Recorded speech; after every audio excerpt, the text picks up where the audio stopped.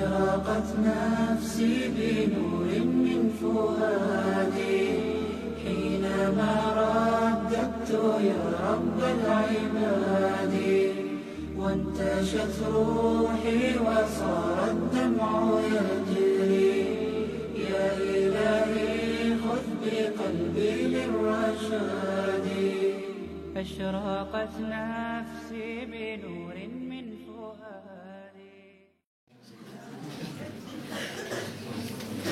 والصلاة والسلام على رسول الله صلى الله alayhi wa sallam. Donc, deuxième partie de notre intervention va être consacrée à comment vivre heureux dans son couple. Donc, en quelques minutes, vous avez trouvé la personne qu'il vous fallait là, pendant la pause. Tout le monde s'est marié. Maintenant, comment vivre heureux dans son couple. Allah Azza wa Jalla nous dit dans le Coran, A'udhu billahi minash shaytanir rajim. ومن آياته أن خلق لكم من أنفسكم أزواجا لتسكنوا إليها وجعل بينكم مودة ورحمة إن في ذلك لآيات لقوم يتفكرون. Allah Azza wa Jalla nous dit dans le Coran que parmi ces signes, il a créé de vous, pour vous des épouses, pour que vous viviez en tranquillité auprès d'elles, avec elles. Et il a mis entre vous de l'affection et de la bonté. Il y a en cela des preuves pour les gens qui réfléchissent. Regardez, subhanallah, dans ce verset, Allah commence par attirer notre attention en nous disant « Wa min ayati » et parmi ces signes. Ça signifie que ce qui va nous révéler derrière sont des preuves, sont des signes de l'existence et de la suprématie d'Allah Azza wa Jalla. Et il continue en nous disant qu'il a créé des hommes pour les hommes, des femmes pour qu'ils puissent vivre en tranquillité auprès d'elles, avec elles. Et qu'il a mis entre eux, donc c'est à partir du moment où ils vivent ensemble, il place en eux de l'affection et de la bonté. Il a commencé par mawadda. Al-mawadda, ça peut être l'affection, ou ça peut être considéré comme certains, ce qu'ils vont appeler peut-être l'amour ou les sentiments du début. Le mawadda, c'est quelque chose que vous vivez tous dès que vous rentrez dans une relation. C'est quelque chose qui est tout à fait normal. Dès que vous êtes dans les premiers moments de la relation, et ça peut être plus ou moins long chez certains, tout est magnifique.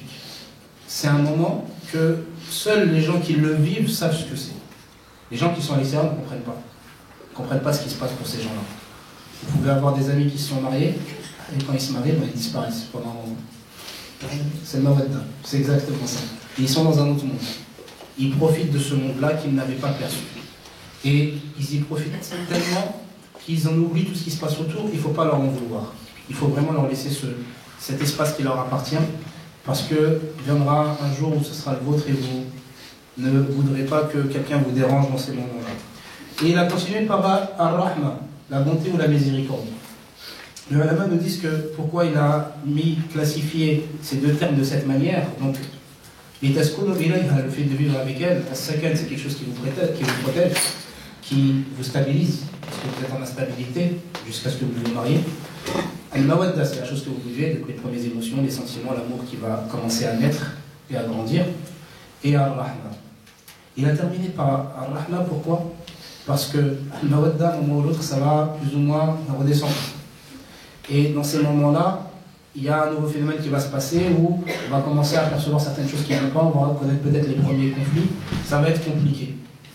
Et pourquoi il nous parle de Rahma ici? Parce que si vous n'avez pas de Rahma, si vous n'êtes pas Rahim, vous allez être injuste, vous allez être mauvais, vous allez faire du mal, sous prétexte que vous en recevez, que vous recevez du mal, sous prétexte que vous souffrez, vous allez faire souffrir l'autre qui est en face de vous. Et une des qualités du croyant, c'est d'être justement Rahim, pour qu'Allah le soit pour lui-même, dans le sens où, même si la personne en face de vous a fauté, même si la personne en face de vous a commis un acte qui vous est détestable, où il se passe une situation de conflit qui n'est pas forcément agréable, le fait que vous ayez cette rahma va vous permettre d'avoir un bon comportement, d'exceller dans vos relations.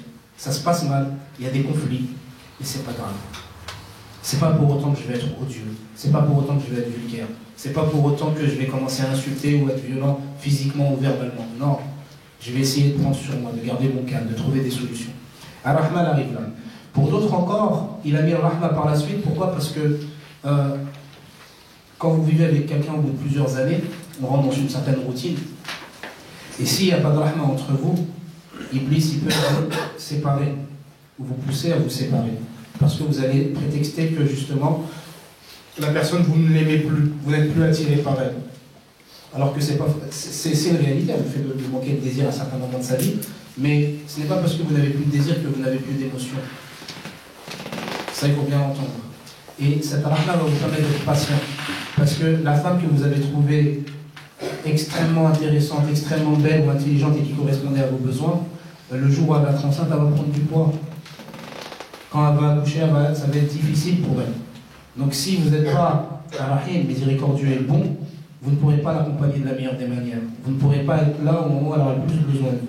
Vous ne pourrez pas fermer les yeux sur certaines choses qui sont flagrantes, qui peuvent vous déplaire, et ne pas voir ce qui est vraiment intéressant chez l'autre derrière. Donc voilà pourquoi Allah Azza wa Jalla nous dit ça. Et il termine ce verset en nous disant qu'il y a en cela des preuves pour les gens qui réfléchissent, donc ça nous invite à y réfléchir. Donc la première des choses pour vivre heureux dans son couple, c'est d'être responsable. On en a parlé tout à l'heure dans le processus de recherche du conjoint, mais c'est pas fini, c'est pas parce que vous êtes marié que votre responsabilité s'en va. C'est-à-dire que vous devez être responsable dans la recherche, mais vous devez être encore plus responsable quand vous allez vivre avec la personne. D'après Abdullah ibn Umar, le prophète nous dit que chacun d'entre vous est un berger. Et chacun d'entre vous sera interrogé concernant son troupeau. Le dirigeant est un berger, l'homme est un berger pour les gens de sa maison. La femme est une bergère pour la maison de son époux et pour ses enfants. Ainsi, chacun d'entre vous est un berger et chacun d'entre vous sera interrogé concernant son troupeau. Ce hadith, il est extrêmement important. Mais avant de regarder les responsabilités qui sont les vôtres en termes de troupeau, il ne faut pas oublier qu'avant d'être responsable de qui que ce soit, vous êtes déjà responsable de vous-même. Comme on l'a dit tout à l'heure. La première des responsabilités que vous avez, c'est la vôtre. Et en étant responsable, vous devez assumer vos devoirs et votre rôle en tant que femme, en tant qu'épouse ou en tant que mari et en tant qu'homme. Il y a un poète musulman qui, dans un de ses vers, disait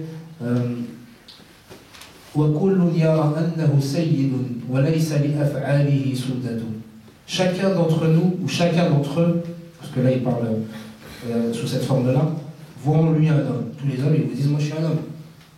Il n'y en a pas un qui vous dit, moi je suis un naze. Tout le monde pense que c'est un homme et qu'il assume et qu'il est responsable. Mais il termine le vers en disant, mais aucun de ces actes ne sont des actes d'hommes. C'est bien beau de dire qu'on est des hommes, mais il faut en assumer, il faut l'assumer, il faut le montrer. Pas en le disant, mais en le prouvant par des actes réguliers, quotidiens. C'est ça qui va faire de nous des hommes réels et responsables. Donc être responsable, c'est extrêmement important pour pouvoir vivre heureux, parce que penser à ses responsabilités, ça nous fait oublier toutes les petites choses qui peuvent vous embêter la vie et vous pousser à faire des mauvaises choses. Parce que vous serez tellement occupé par répondre à votre devoir que vous n'aurez plus le temps de regarder ce que l'autre a fait ou ce qu'il n'a pas fait ou les défauts qu'il peut avoir ou qu'elle peut avoir. La deuxième des choses, désolé, on va un peu vite parce qu'on est un peu pris par le temps malheureusement, c'est encore une fois la maturité. Une fois que vous êtes marié, vous devez être mature. Vous devez faire face à vos responsabilités et arrêter toutes les gamineries que vous avez pu faire par le passé. Vous n'êtes plus des enfants. Dès que vous vous mariez, vous rentrez, vous êtes tous des adultes, attention, je ne suis pas en train de vous rabaisser ou quoi que ce soit, mais dès qu'on se marie, il y en a beaucoup d'entre nous qui ont des réflexes d'enfants. C'est, je suis marié, mais non, mais je vais toujours voir mes copains tous les soirs. Je vais toujours sortir, je vais jouer à la console, je vais regarder des matchs de foot. Ah mon frère, t'es marié, t'es une femme, c'est fini tout ça. C'est fini dans le sens où c'est pas fini, tu ne pourras plus le faire, mais tu ne pourras plus le faire comme tu le faisais avant. Parce que sous ton toit, tu es une personne dont tu es responsable. Et cette personne, elle a des droits sur toi. Cette personne, elle attend que tu sois présent pour elle. Cette personne, elle attend que tu partages des choses avec elle. Et la même chose pour les sœurs. Les choses que vous faisiez avant, certaines choses, vous pourriez les garder et les faire sans aucun mal, mais n'oubliez pas vos responsabilités. Vous êtes la femme de quelqu'un, donc vous avez des responsabilités face à Dieu. N'oubliez pas que vous êtes engagé pour Dieu, devant lui et pour lui. C'était ça l'objectif du mariage. Si c'était ça réellement vos intentions. Donc en vous rappelant de vos intentions, ça vous rappelle vos responsabilités. Soyez le plus mature possible à ce niveau-là. Et que une autre chose, c'est de respecter le statut de chacun dans la famille, dans les belles familles. Parce qu'il y a beaucoup de conflits dans les couples qui sont dus à une mauvaise relation avec la belle famille, avec la belle maman, avec le beau papa. Chacun doit rester à sa place. Ce n'est pas parce que je me suis marié et que je suis en train d'entamer une relation avec une nouvelle femme que ma mère c'est plus ma mère.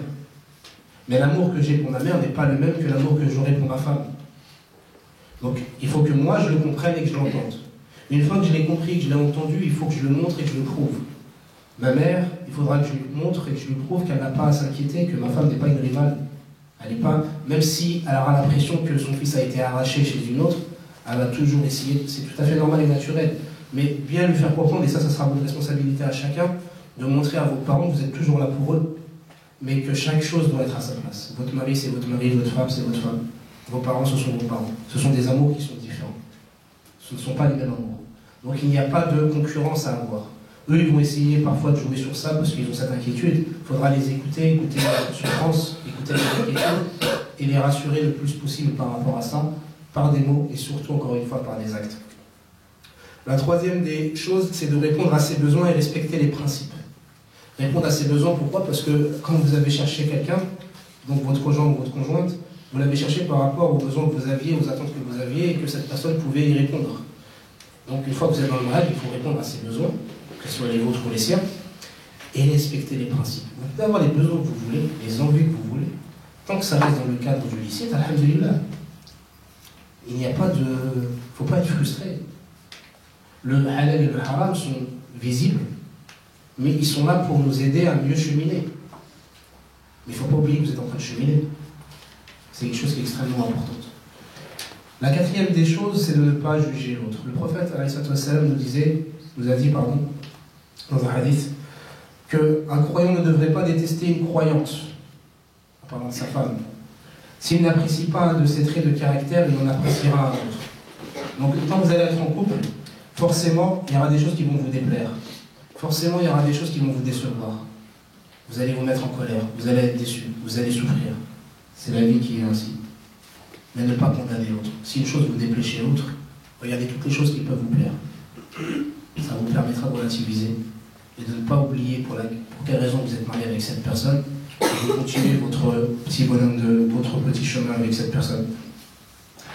La cinquième des choses, des conditions, c'est que ça soit avant le mariage ou après le mariage, beaucoup d'entre vous vont étudier, se renseigner, aller acheter des livres, aller voir un peu comment ça se passe en islam, quels sont mes droits. En tant que mari, j'ai le droit à quoi? En tant que femme, j'ai le droit à quoi? C'est une chose bonne, mais c'est en même temps une erreur. Pourquoi c'est une erreur? Parce que la plupart d'entre nous, quand on suit ce schéma, c'est pour quelle raison? C'est pour défendre ses intérêts. C'est si je vais regarder mes droits, c'est pour pas qu'il m'arnaque l'autre là-bas. Ah oui. Et s'il m'arnaque, gare à lui, j'ai des arguments, moi j'ai des délais. Il va me payer. Et parfois même, je vais provoquer des situations pour voir si... Alors que le fait de se renseigner, d'apprendre, c'est une excellente chose, c'est un devoir qui incombe chaque musulman et chaque musulmane. Mais en tant que musulman et musulmane, sincère et honnête et qui recherchait vraiment l'agrément d'Allah Azzawajal, quand vous allez vous renseigner avant le mariage, en termes de droits et de devoirs, et même après le mariage, ne regardez, et là je vous donne un vrai conseil, s'il y a une chose que vous devez retenir sur aujourd'hui, ce sera bien ça. Pour tous ceux qui sont mariés et tous ceux qui ne sont pas loin de se marier. Donc écoutez attentivement. S'il y a une chose que vous devez faire, il n'y a plus personne qui respire. Vous devez respirer, vous devez être attentif et respirer. C'est quand vous allez étudier ces notions-là, ne regardez même pas vos droits. Écoutez-moi bien, ne regardez même pas vos droits. Ne regardez que vos devoirs. Et seulement vos devoirs. Pourquoi? Parce que vos droits, que la personne les respecte ou pas, il y a un garant, qui est Dieu. Et vos devoirs, si vous ne les faites pas, qui les fera? Et quand vous allez vous présenter devant lui, vous devez rendre des comptes. Quand on meurt, on se présente seul devant Dieu. On doit rendre des comptes face à lui. Et par rapport à quoi? Par rapport à ce qu'on a dit, ou ce qu'on aurait dû dire, par rapport à ce qu'on a fait, ou ce qu'on aurait dû faire. Pas par rapport à ce qu'on a subi. Ce qu'on a subi, lui, il est garant. Il nous rendra ce qu'on devait avoir, et en mieux en plus. Donc on ne va pas chercher quelqu'un qui va nous faire du mal, attention. Mais si je vis des épreuves, alhamdulillah, c'est un khayr. Parce que ce que je n'ai pas ici, que j'aurais dû avoir, eh ben Dieu il est garant, il va me le rendre. Et j'en aurai encore plus besoin là-bas qu'ici. Par contre, tout ce que je dois faire, si je ne le fais pas, ça va être dur à assumer devant lui. Ah, excusez-moi, ça ne va pas être dur, ça ne sera pas possible d'assumer. Donc si vous devez faire une chose, c'est de regarder votre devoir. Pourquoi? Parce que vous êtes responsable. De quoi? De vous-même. Et en tant que responsable de vous-même, vous devez absolument savoir ce qui vous est imposé, ce que vous devez faire en tant que personne responsable. Et au-delà de ça, même au niveau de la société, si chacun d'entre nous était réellement responsable et ne regardait que ses devoirs, on n'aurait plus besoin de regarder les droits. Chacun, on serait tellement... Quand vous regardez la vie des compagnons du prophète, c'était exactement ça. Ils avaient tellement peur de ne pas assumer leurs devoirs et de devoir rendre des comptes, la seule chose qui les obsédait, c'était ce qu'ils doivent faire. Tu m'as fait du mal, je n'ai pas le temps. Vous voyez? Hassan al-Basri, un jour, il y a un homme qui avait médit sur lui, qui médisait sur lui dans la Bible. Un homme est venu le voir, un de ses amis, lui a dit, il y a un tel qui médit sur toi, qui fait de la médisance, qui raconte des salades sur toi. Donc c'était juste pour que tu sois au courant. Hassan al-Basri, qui était un pur, un ascète, quelqu'un qui avait réellement compris la finalité de notre vie sur terre, il a dit très bien, voilà, sur le champ, il est parti voir cet homme qui faisait de la médisance sur lui. En chemin, il a acheté quelques dates. Il a toqué chez cet homme. Quand il l'a ouvert, il a été surpris. Il a dit, qu'est-ce que tu fais ici? Qu'est-ce que tu fais chez moi? Donc il a tout de suite compris qu'il était peut-être au courant de tout ce qu'il avait fait. Et Hassan al-Basri lui dit, tiens, pardonne-moi. Il dit, pourquoi tu m'offres un cadeau? Il lui dit, c'est tout ce que j'ai trouvé en chemin. J'ai trouvé que des dates. Si j'avais trouvé mieux, je t'aurais ramené mieux. Il dit, mais je ne comprends pas pourquoi tu m'offres ça. Il lui dit, c'était pour te remercier. Pour toutes les hassanettes que tu me donnes. Regardez ce moment, il était pas en colère. Il était content. Il était heureux. C'est des hassanettes à l'œil. Il n'a même pas fait d'effort, ça lui tombe dessus. C'est des cadeaux. Il est parti, il lui a dit merci, il lui a donné un cadeau. Mais il n'était pas dans l'ironie, il était sincère. Il ne s'occupait pas de son droit. Il a dit c'est quoi son devoir? Donc son devoir en tant que musulman, c'est d'être le meilleur. Et son devoir même en tant que victime, c'est de remercier la personne qui lui fait du mal. Parce que le mal, il sera payé un moment ou l'autre. S'il lui pardonne, Allah l'élève. S'il ne veut pas lui pardonner, alors il lui rendra ce qu'il aurait dû avoir. Donc regardez absolument vos devoirs. Parce que c'est vraiment la responsabilité que vous avez. C'est la seule responsabilité que vous avez. La priorité, c'est celle-ci. Regardez quels sont vos devoirs.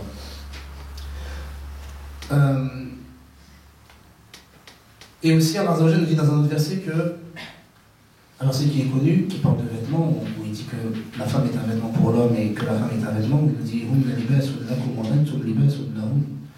ce verset il est descendu dans un cas bien particulier.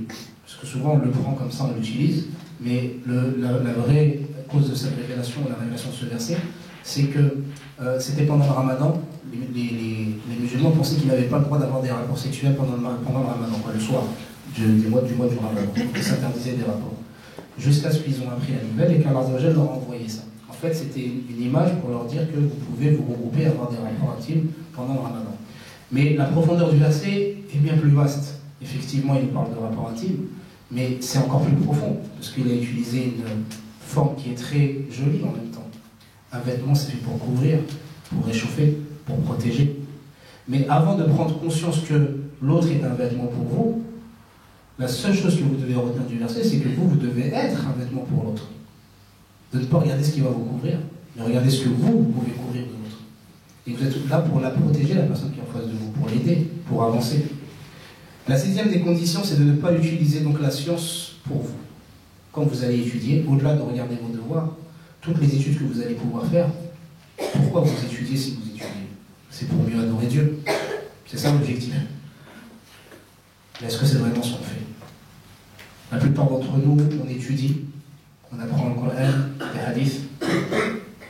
Pourquoi faire? Pour blesser l'autre? Pour lui montrer qu'il a tort? Pour lui montrer que ça n'en vaut rien? Qu'il a fait une bid'a? Qu'il a fait une mauvaise chose? Que moi j'ai raison? Que moi j'ai compris? Que toi t'as tort, ma femme? T'as n'as pas à faire ça, tu dois faire ça. Ou que toi, mon mari, tu as tort, tu devrais faire ça, tu dois. On utilise la science comme arme. Alors que la science, c'est pas une arme. On doit l'utiliser pour mieux adorer Dieu. Et pour mieux, encore une fois, assumer ses responsabilités. Parce que la science, elle a un double tranchant. Aujourd'hui, le mois dernier, elle sera avec vous ou contre vous. Si vous avez appris et appliqué correctement, elle sera avec vous. Mais si vous avez appris que vous ne l'avez pas appliqué ou mal appliqué, elle sera contre vous. C'est une amana, un dépôt. Donc, soyez le plus responsable possible, même en termes de culture et en termes de sciences que vous pouvez apprendre religieuses.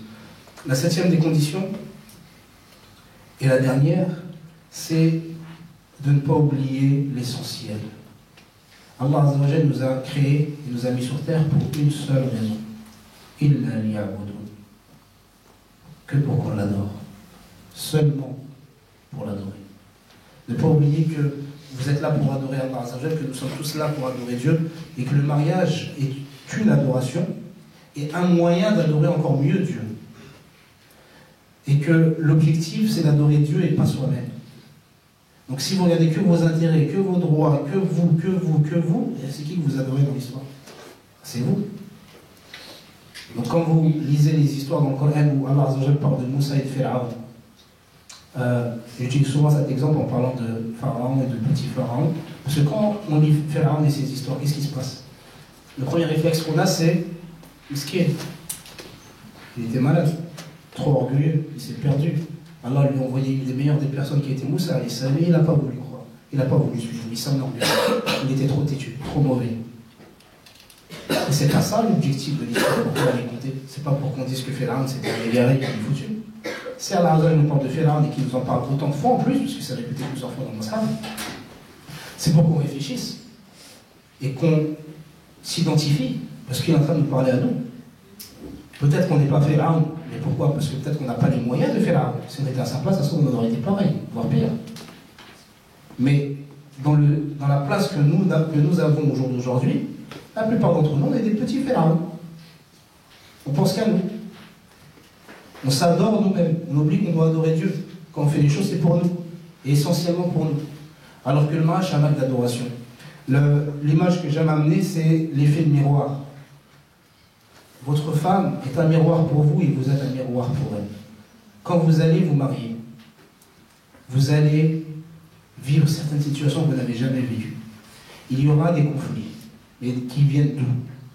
Soit d'un mauvais comportement d'une personne, soit du fait que la personne qui est en face de vous a vu chez vous une chose qui lui déplaisait. Mais même si la personne en face exagère, ce qu'elle va dire est basé sur une vérité. C'est sa vérité à elle et c'est sa perception, mais ça va être basé sur une vérité.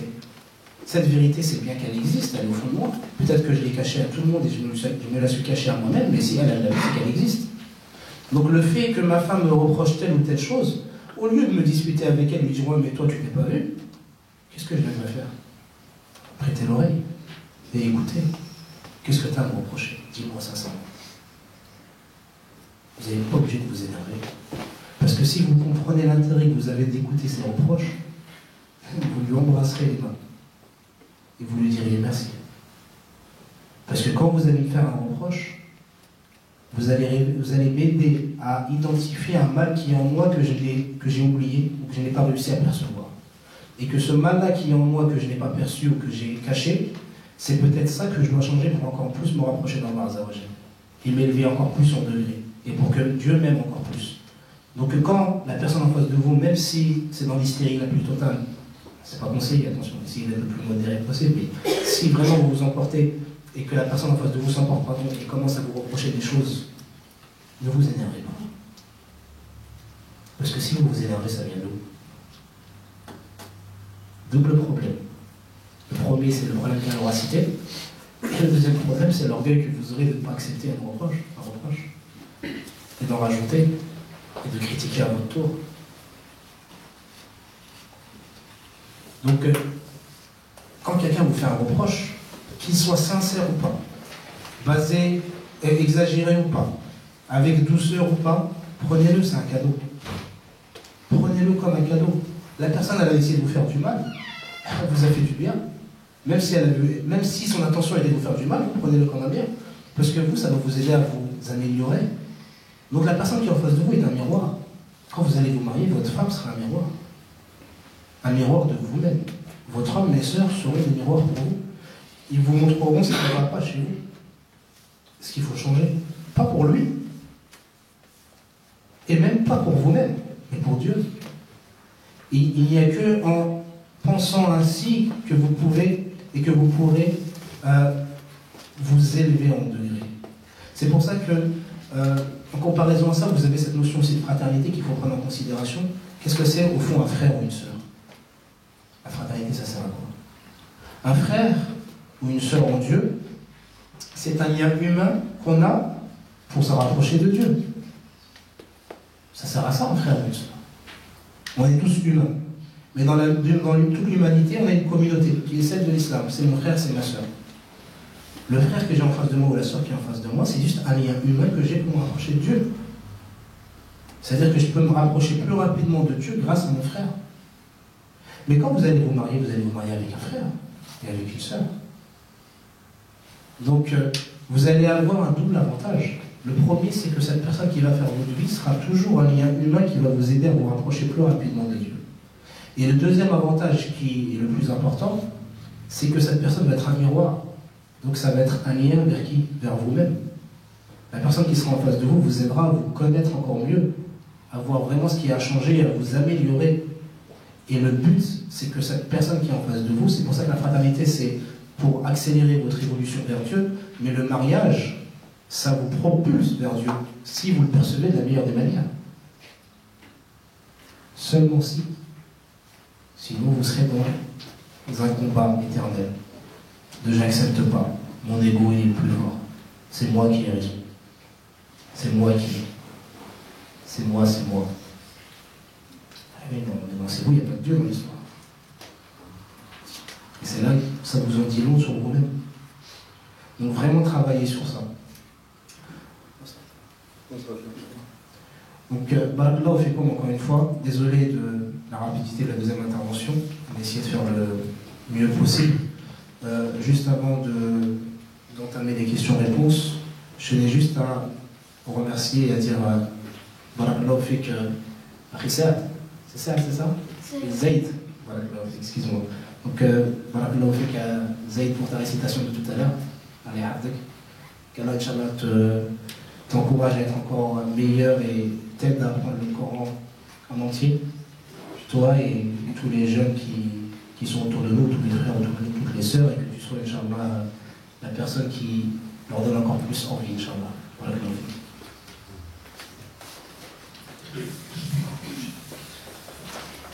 Donc, avant de commencer la lecture des questions, Inch'Allah, il y a simplement une question que je n'ai pas, qui est mal écrite et que je ne pourrais pas déchiffrer. Donc, si la personne... Je pense pas que la personne va... je vais vous donner des petits indices pour qu'on va abandonner la question. C'est une question relative aux problèmes dans le couple. Et en même temps, c'est le titre de la conférence. Mais c'est... Je peux lire? Je vais chercher la personne qui a écrit ça. Donc on va commencer, Inch'Allah. Donc c'est une personne qui te dit ça maintenant d'abord. Et puis te demande si on a fait un mauvais choix dans la vie, qu'on se retrouve en couple avec une personne qui n'est pas à son goût la bonne personne et qu'elle ne lui correspond pas. Elle te demande s'il vaudrait mieux se séparer d'elle ou faire des sacrifices pour essayer de trouver des éventuelles réparations. Juste dans la question, tout le monde m'entend, c'est bon?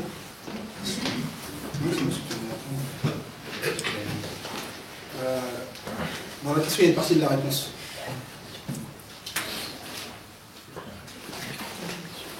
Bon. Je disais que dans la question, il y a déjà une partie de la réponse. La première des choses, c'est que je ne peux pas vous dire ce que vous devez faire. Chacun est responsable de lui. C'est la chose que j'ai le plus répétée toute l'après-midi. À partir de là, chacun doit prendre ses responsabilités et faire le choix qui pensera être le meilleur. Mais le choix qui pensera être le meilleur, ce sera lequel? Ce ne sera pas ce que ses passions vont le pousser à faire. Mais ce sera ce qu'il a envie de faire par rapport à la conformité que Dieu lui impose. Quand je disais qu'il y a, dans la question, il y a déjà une partie de la réponse, c'est c'est dans la deuxième partie de la question, quand la personne dit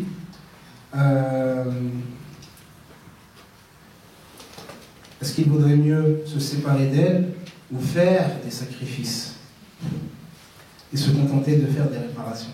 C'est ça? C'est ça. Donc, la vie est un sacrifice. Si vous n'êtes pas prêt à faire des sacrifices, ça va être, vous ne serez jamais satisfait. La personne ne vous convient pas, mais la prochaine ne vous conviendra pas non plus parce que vous ne voulez pas faire de sacrifice. Donc le sacrifice est important.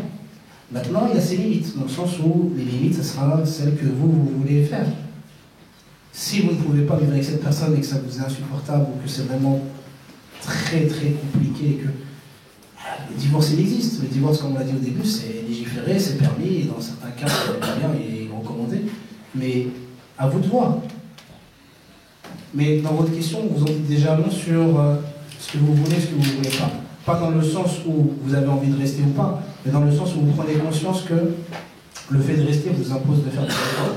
Mais ces efforts, vous devrez les faire quoi qu'il arrive. Que vous restez ou que vous ne restez pas, vous devrez toujours faire des efforts dans un couple. Donc si c'est juste les efforts qui vous effraient, alors restez. Et faites-les. Si c'est juste ça qui vous retient, c'est de faire des efforts, faites-les. S'il faut réparer certaines choses, réparez.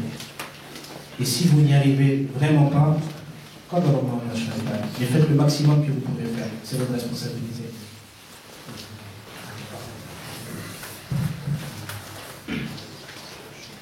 Donc, on a réussi à déchiffrer le texte en hiéroglyphe. Donc, c'est est-ce que le Coran et la Sunna résout les problèmes conjugaux? Le jugement du Coran et de la Sunna est-il un jugement de paix et un rapprochement? Alors, pour répondre à la question, oui. Dans le livre d'Allah Azzawajal, dans sa parole et dans la Sunna du professeur Salem, on a ce qu'il faut pour nous aider à solutionner les problèmes qu'on rencontre. Après, il faut parfois lire entre les lignes, parfois comprendre, parfois associer certains textes pour mieux les saisir. Mais Allah Azzawajal nous invite toujours à la réconciliation. Tout le temps. Même si le divorce est permis, la première des choses qu'il nous demande de faire, c'est d'essayer de nous réconcilier. Si on n'y arrive pas, d'amener des personnes sages des deux côtés qui peuvent plus ou moins nous aider. Et de réfléchir. Et en dernier lieu, si on n'y arrive pas, de se séparer si vraiment c'est la dernière des solutions. Si c'est la dernière des solutions. Mais il y a toujours un appel à la réconciliation, tout le temps. Tout le temps. Et pour répondre à la question de comment... Des fois, vous n'avez pas le texte qu'il faut qui répond à votre problème à vous, parce que c'est du cas par cas. Mais oui, des réponses si vous savez lire entre les lignes. Si vous vous rappelez de l'essentiel, de l'objectif. Pourquoi vous êtes là? Pourquoi vous faites les choses? Parce que quand il y a un conflit, c'est qu'il y a un problème. Il faut l'identifier. D'où il vient ce problème? Il ne vient pas forcément de l'autre. Chacun a ses responsabilités.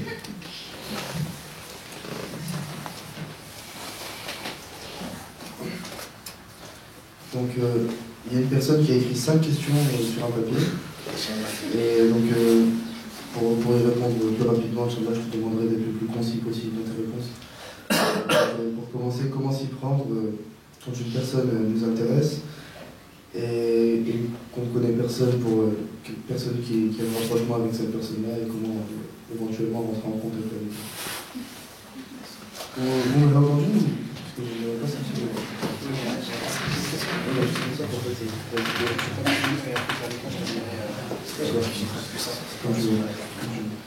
Donc ensuite, la personne te demande, ça c'est tout, c'est ça que je veux dire. La personne te demande comment doit se dérouler la demande en mariage et la cérémonie.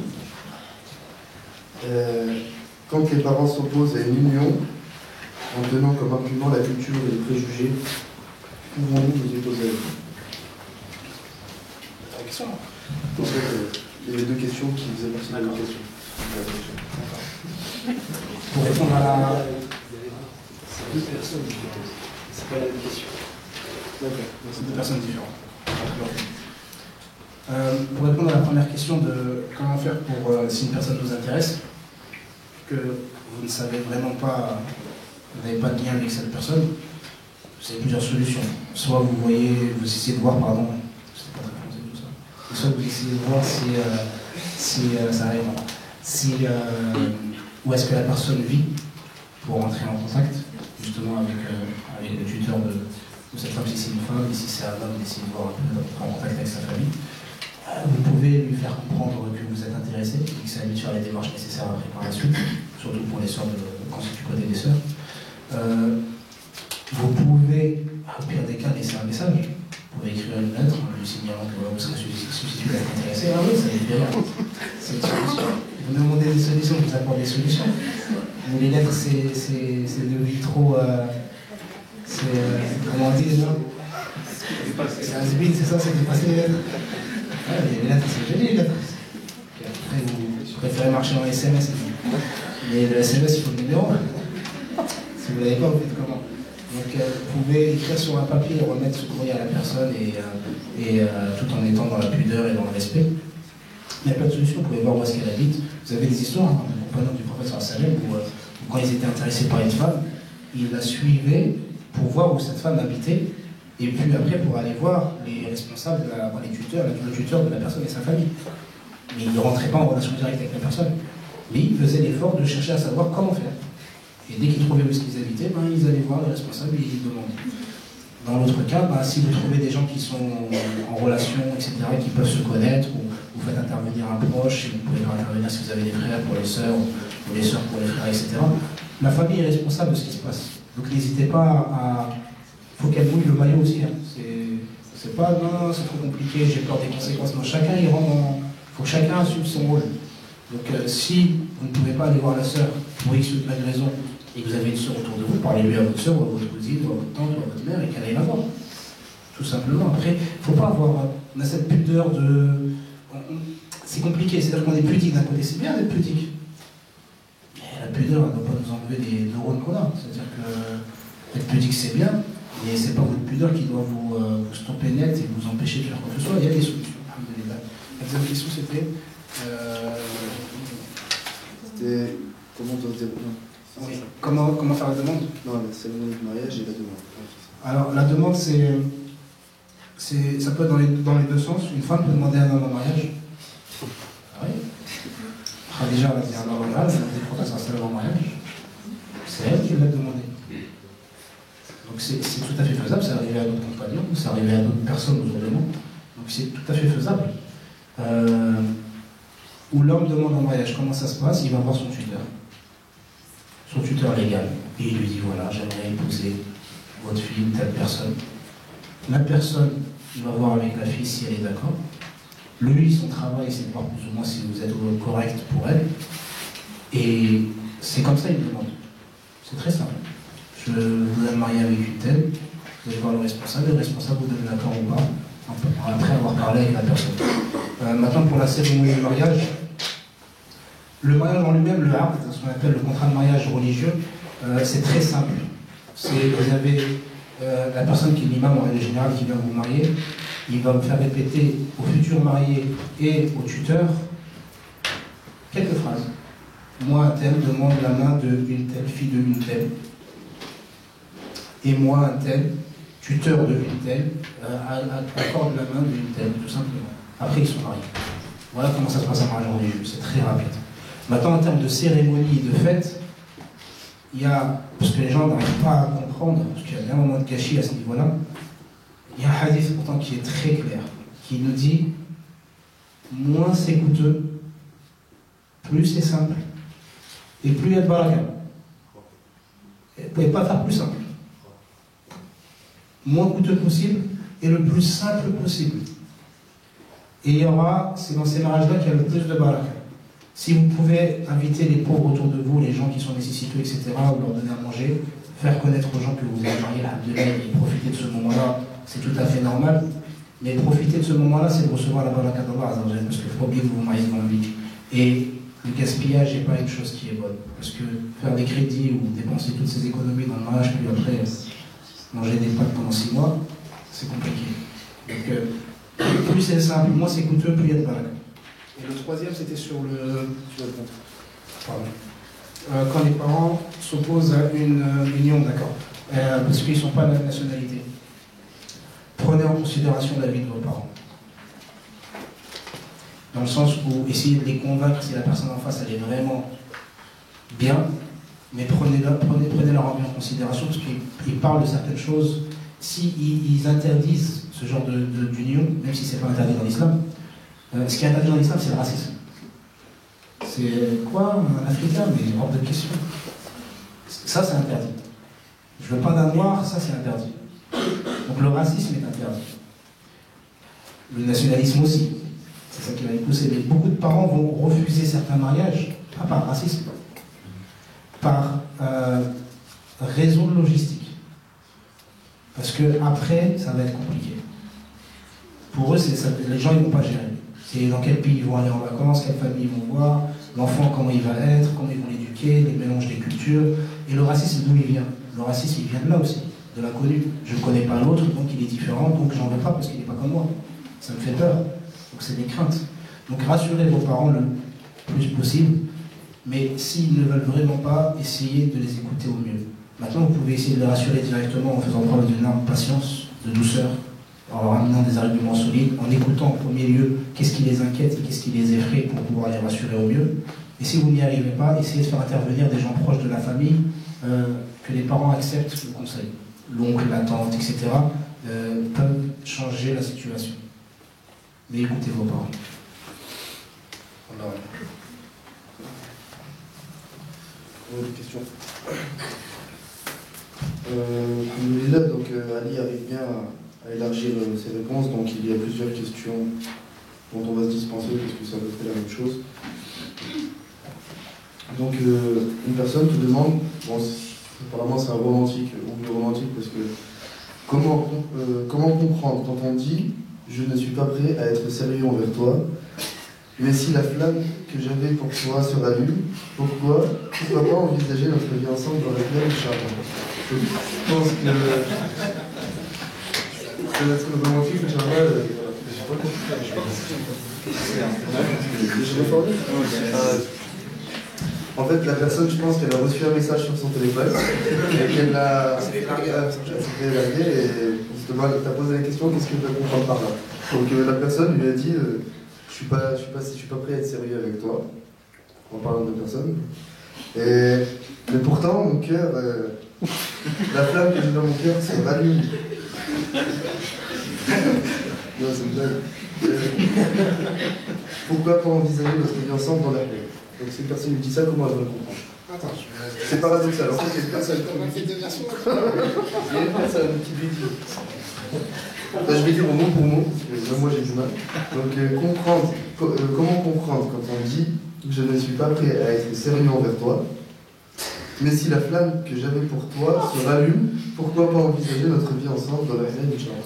D'accord. La deuxième, c'est pourquoi un homme a-t-il besoin d'aller voir plusieurs filles?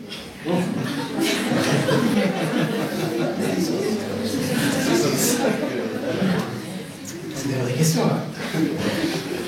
On va du sujet. Pour la première question, si j'ai bien compris la personne qui a posé la question, il y a eu plus ou moins une relation, la fiction entre ces deux personnes, et l'autre personne prétexte qu'il n'est pas assez mature ou prêt pour l'engagement, mais en même temps il dit que la flamme a disparu, mais que si cette flamme revenait, qu'il pourrait éventuellement envisager un appel. Comment réagir à ça? En allant faire une bonne prosternation de remerciement, tout simplement. Vous allez vous prosterner, vous dites merci à Allah. Et vous lui demandez pardon. Pardon pour ce que vous avez pu faire avec cette personne ou la relation qui aurait pu ne pas être illicite. Et le remercier parce que si cette personne n'est pas avec vous, ou ne fait pas son avenir avec vous, c'est que ce n'était pas une bonne personne pour vous. Ça ne veut pas dire que ce n'était pas une bonne personne, c'est que ce n'était pas une bonne personne pour vous, qui n'allait pas forcément répondre à vos besoins. Et que si cette personne est sincère et qu'il a eu la maturité de percevoir qu'il ne pouvait pas répondre à sa responsabilité, à ses obligations, alhamdulillah. Mais il y a un problème dans ce qu'il dit, c'est les histoires d'allumettes, de flammes. Il faut que ça s'allume pour qu'on fasse des choses. Non, c'est pas comme ça que ça marche. Cette flamme-là, on peut comprendre, entendre qu'elle existe. Ok, il n'y a pas de problème, on l'entend. Mais c'est pas sur des flammes qu'on base notre avenir.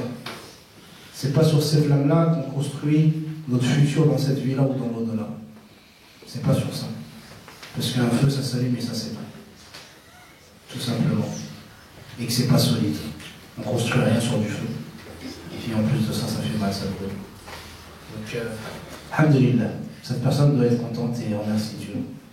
Et remercier la personne, qu'elle soit sincère ou pas, la remercier aussi. Maintenant, pour la deuxième question, c'est pourquoi les hommes ont-ils besoin d'avoir ou d'aller voir plusieurs femmes? D'aller voir dans quel sens? Est-ce que c'est aller voir jeter un coup d'œil ou est-ce que c'est aller voir physiquement? Donc, le besoin de l'homme à avoir plusieurs femmes ou à rechercher plusieurs femmes est un besoin naturel. Maintenant, soit certains arrivent à le maîtriser et d'autres n'y arrivent pas. Mais c'est un besoin qui... L'être humain de base, c'est-à-dire que l'homme et la femme ont naturellement déjà un besoin primaire, c'est celui de posséder ce qu'ils n'ont pas. Et dès qu'ils ont une chose, ils en veulent une autre. Ça, c'est quelque chose qui est tout à fait naturel. Maintenant, vous allez me dire, on n'est pas des choses. C'était un exemple, c'était juste pour imaginer la chose, bien évidemment. Maintenant, dans le cadre du mariage, que ce soit pour les hommes ou pour les femmes, certains peuvent ressentir ça. C'est-à-dire, dès qu'ils sont avec, ils voient la personne, c'est son soleil, mais dès qu'il est avec elle, c'est bon, après il va essayer il va être ébloui par d'autres soleils. C'est l'une des faiblesses de l'homme. C'est pour ça qu'Allah Azza wa Jalla nous demande de baisser le regard quand il commence à devenir dangereux. C'est pour ça qu'il nous demande une certaine pudeur. C'est pour ça qu'il nous demande une certaine éducation. C'est pour ça qu'il nous demande d'être proches les uns des autres, d'être responsables, d'avoir des finalités, d'avoir des objectifs nobles et des objectifs qui vont au-delà de mes passions, qui vont au-delà de ce que je peux ressentir, qui se basent sur autre chose. Parce que si je ne les ai pas, je vais être assez bestial. Donc, si je suis soumis à mes passions, c'est pas terrible. Vous avez, tout à l'heure on parlait de philosophie, mais ça m'a fait penser à autre chose. Par rapport à la liberté, vous aviez au Rousseau à l'époque qui disait que la liberté c'était le fait de se libérer de ses passions. Donc pour lui, la liberté c'est le fait de se libérer de ses passions. Un peu plus tard, vous avez Hegel qui disait que la liberté c'est le fait de se soumettre aux lois qu'on s'est nous-mêmes données. Donc, à partir du moment où on s'est donné des lois et qu'on s'y soumet, on devient libre. Mais l'islam nous apprend autre chose. Parce que ce qu'il faut savoir, c'est que tout le monde, tous les philosophes, tous les intellectuels, tous les penseurs sont d'accord sur une chose. Sur la notion d'être soumis. On est forcément soumis à quelque chose. Soit à un homme, soit à plusieurs, soit à des dieux, soit à des lois, soit à un dieu, soit à des passions, etc. Et l'islam, qu'est-ce qu'elle nous dit? Alors, Azzajal, dans le Coran, il dit soumettez-vous à moi. Pourquoi? Parce qu'il est au-dessus de tout. Mais en vous soumettant à Allah Azzawajal qui est au-dessus de tout, et c'est là que vous devenez libre. Parce que vous vous libérez des hommes et de vos passions en même temps. Donc un homme qui a ce besoin-là, c'est un besoin réel. Mais à lui de le canaliser comme il se doit et de faire en sorte de répondre à son rôle qui est d'épanouir sa femme au mieux. Après, vous avez des cas de figure qui sont un peu plus compliqués, aussi du cas par cas, où les femmes ne peuvent pas répondre à tous ces besoins et dans ce cadre-là, ils trouvent des arrangements, mais bon, c'est un autre sujet. Mais c'est naturel pour certains. Vous avez des hommes qui n'ont pas de désir, attention. Vous avez des hommes qui ont un désir qui est assez freiné, et très réduit, et qui sont attirés par des femmes, mais sans plus. Et d'autres, la femme, c'est une divinité. Ils courent qu'après ça. Et ça, c'est un problème. Alors,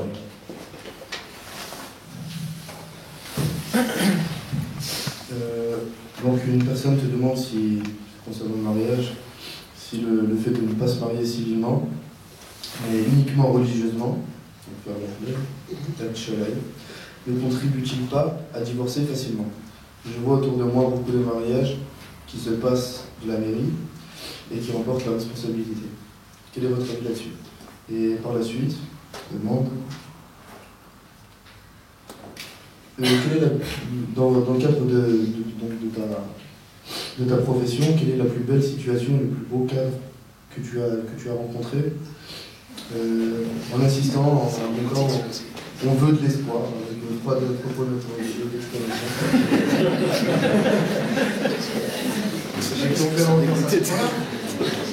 je pensais que vous avez apporté le meilleur des espoirs. Mais bon, c'est peut-être la peine. Pour la première question, si le fait de se marier que religieusement et pas civilement, est-ce que ça pousse à divorcer rapidement? Oui. malheureusement.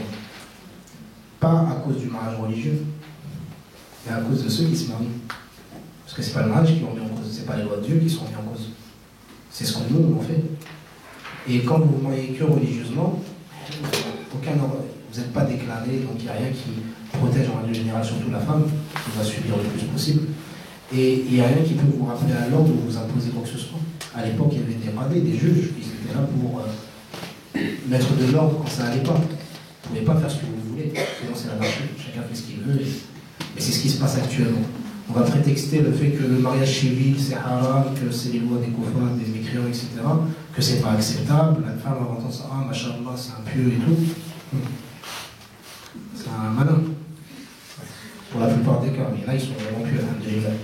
Mais ce qui se passe, et là je vous parle en termes de connaissance de cause, parce qu'en étant sur le terrain, je vois des choses vraiment, désolé, enfin, je vais encore tomber le moral, mais je vois des choses catastrophiques. Je reçois des sœurs qui me disent, je ne sais pas si je suis marié ou pas. Je ne sais pas si je suis divorcé ou si je suis marié. Pourquoi? Tu t'es marié, oui. Il est où ton mari? Je ne sais pas. Il a disparu. Ça fait combien de temps? 4 mois. Ça fait 6 mois. J'ai pas revu mon mari. Certains qui vous disent ça fait 4 mois, mais il envoie de l'argent pour l'enfant. Mais il passe une devis, il ne me divorce pas, il ne dit pas pourquoi il est parti, il ne dit pas où il est. Des irresponsables. Voilà ce que sont certains. Alors que si vous vous mariez civilement, vous ne pouvez pas jouer le malin. Eh oui, parce qu'il y a la loi qui est derrière. Vous faites un pas de travers, tribunal. Et le juge, il émet sa sentence. Donc au lieu de regarder le débat futile de halal, haram, les lois des koufars, regardez quelles sont les solutions qu'on a. Au jour d'aujourd'hui, on n'a pas d'autre solution. On n'a pas d'autre solution. Vous vous mariez que religieusement, il n'y a rien qui vous protège. Il y a Dieu. Au jour du jugement dernier. Mais ici, les gens ils font ce qu'ils veulent. Et les sœurs qui en souffrent, on les voit tous les jours. Donc s'il y a un conseil que je pourrais vous donner par rapport à ça, c'est de le faire, c'est de vous marier civilement. Par rapport à ça, je vais vous raconter une anecdote. Parce qu'en étant plus jeune, j'étais pareil, j'étais anti-mairie.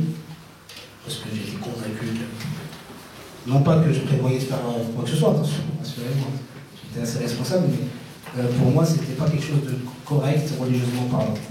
Donc quand j'ai voulu me marier, je dis moi je veux me marier, j'ai trouvé la sœur, etc., ma femme. Je suis parti les voir avec mes parents, je leur ai dit on se marie, mais pas de mariage à la mairie. Ma mère m'a regardé comme ça, ma belle-mère m'a regardé comme ça, elle me dit comment ça pas de mariage à la mairie? Je dis non, je ne voulais même pas leur expliquer, je me suis dit elle ne va même pas comprendre, regardez l'arrogance et l'orgueil. Je ne vais même pas leur argumenter, tellement pour moi ils ne pouvaient pas. Et donc je leur dis non, mariage religieux, tout, pas de problème, mais pas la mairie. Mon père, il dit, ouais, tu devrais réfléchir, mais il dit rien. Mon beau-père, il me regarde, il me dit, bon, moi, je m'en fous un peu de la mairie. Ma belle-mère, elle a dit, c'est pas possible. Ma mère, elle dit, pas de mariage et tu vas pas à la mairie. Oh, on m'a trahi. Je pensais qu'elle était de mon côté, mais non. Mais en fait, elle était de mon côté. Et donc, après négociation, après quelques dialogues, j'étais intransigeant, je voulais pas. Et le beau-père, le futur beau-père, me dit, écoute, moi, la mairie, ça m'est égal. Mais je vais créer le consulat. Pour moi, le mariage religieux, là, c'est... Voilà. Tu vas au consulat, un tampon du consul du Maroc, c'est bon, ça me suffit. Moi, pour moi, vous êtes mariés, c'est officiel. Vous êtes déclaré marié.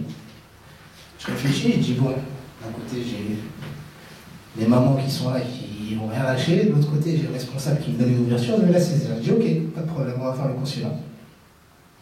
Et le mariage religieux, pas de mairie. Il me dit, ok, on se serre la main, pas de problème. Je vois la belle-mère, elle est un peu déçue. Ma mère, elle était énervée. Ah oui, il a parlé de l'autre qui est responsable, qui fait ce qu'il veut. Moi, j'étais tout content. Je vais me renseigner au consulat pour voir comment ça se passe, les procédures. J'appelle donc le consulat marocain. Qu'est-ce qu'ils me disent? Ah oui, si tu veux te marier, mon frère, chez nous, il faut que tu te maries à la mairie d'abord. Le beau-père ne savait pas ça. Et quand j'ai appris ça, je me suis fait avoir. Ils ne m'ont plus. Et donc j'étais énervé. Donc je rappelle la fin de la future de famille, je leur dis écoutez, voilà, il y a un souci, ils imposent le mariage à la mairie. Ah bah, il n'y a pas le choix là. Et je dis ok, je fais le mariage à la mairie, mais je ne vais pas au consulat. Et le beau-père, il me dit ah non, c'était pas ça l'accord. Moi je m'en fous de ta mairie. Il me dit mon accord avec toi, c'était que tu ailles au consulat, moi je veux au consulat. Regardez subhanallah, donc à la fois moi qui voulais rien faire, j'ai tout fait. Mariage à la mairie, mariage au consulat, mariage religieux. Et ça a été une leçon en fait. Ça a été une leçon qui m'a montré que, l'orgueil ou l'arrogance que j'avais pu avoir en ce moment-là, en étant certain que j'avais raison, je me suis mangé une grosse claque. Et de deux, Allah Azza wa Jalla ne fait jamais des choses par hasard. Ça a été un khayr, un grand bien.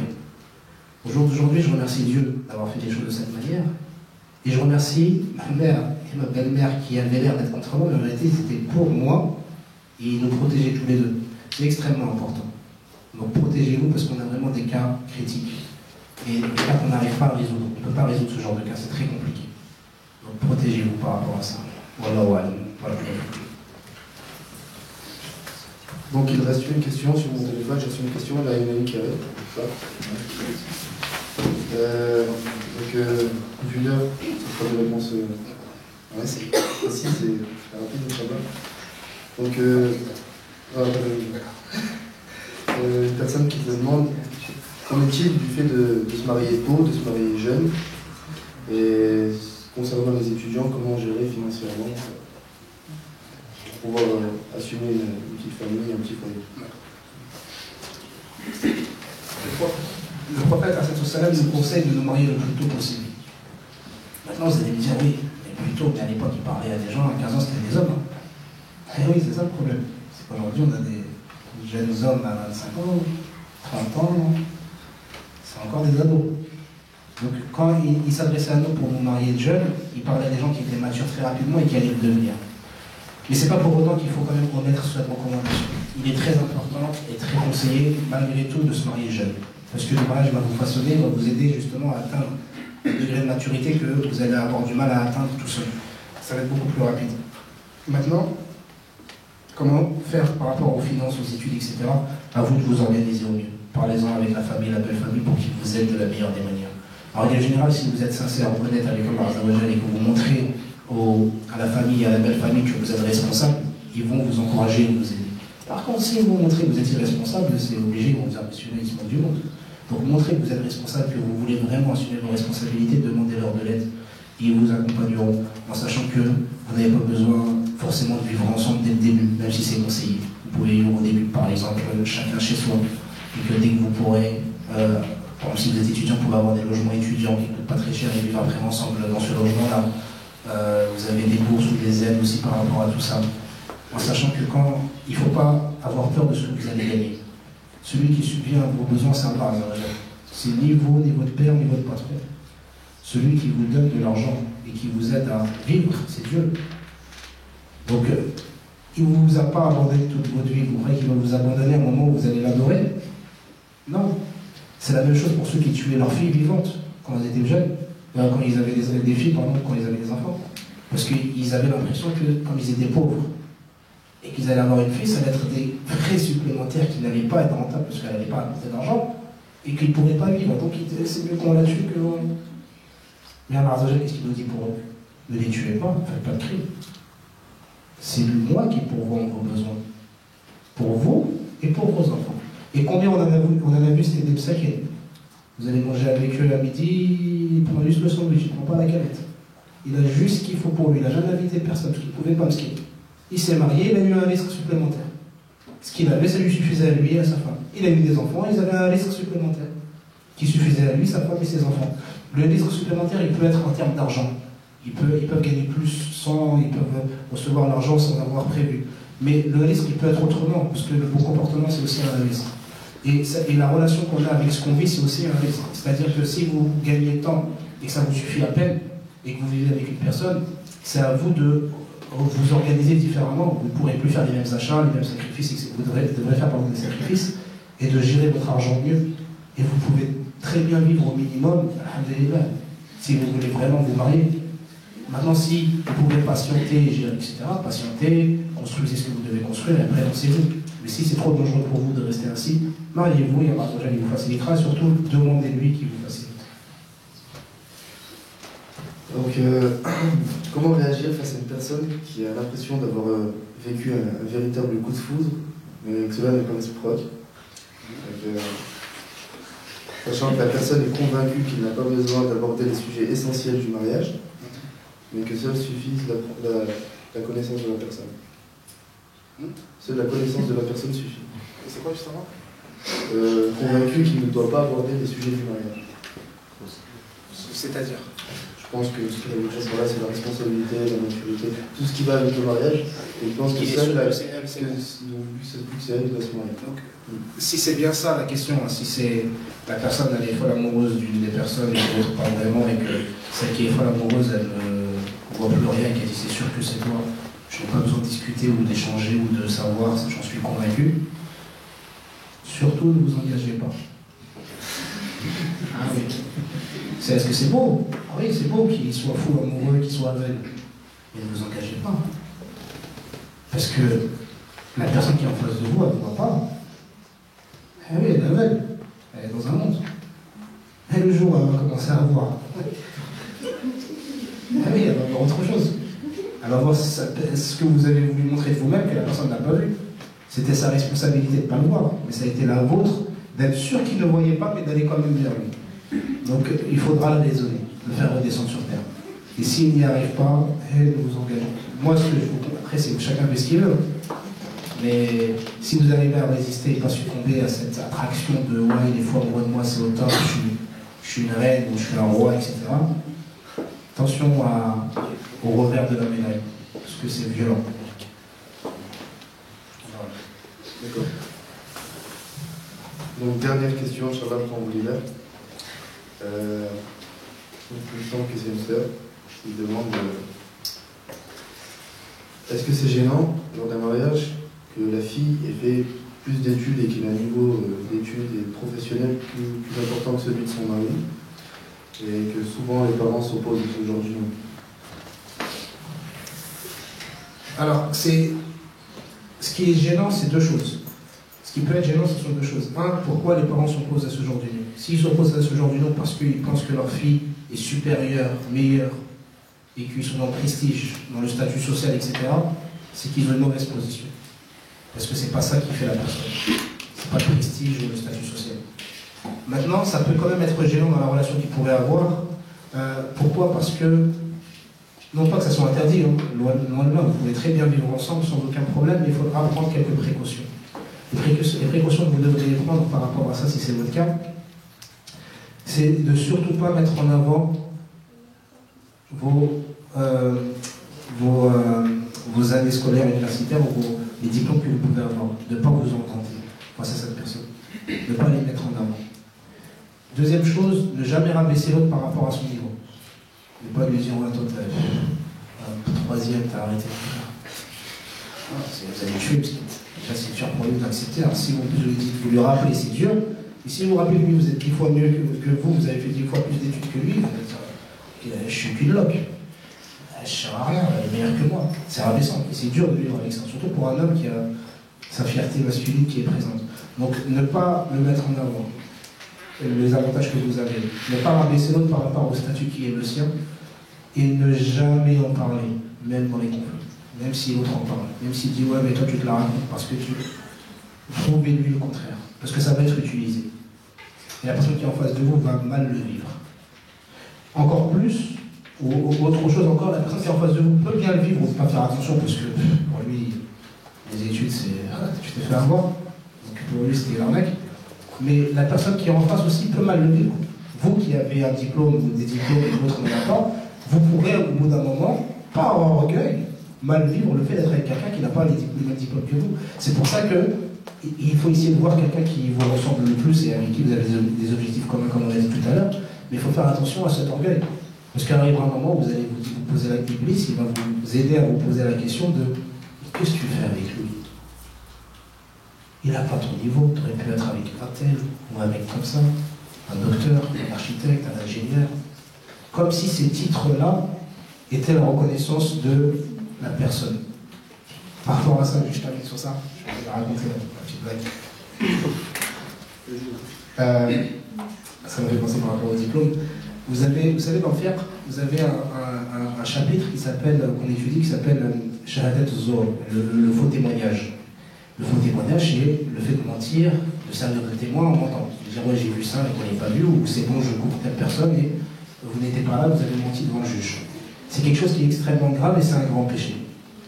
Un jour, dans une université islamique, donc l'enseignant, le cheikh enseignait à ses élèves, et un des élèves ne comprenait pas le chapitre.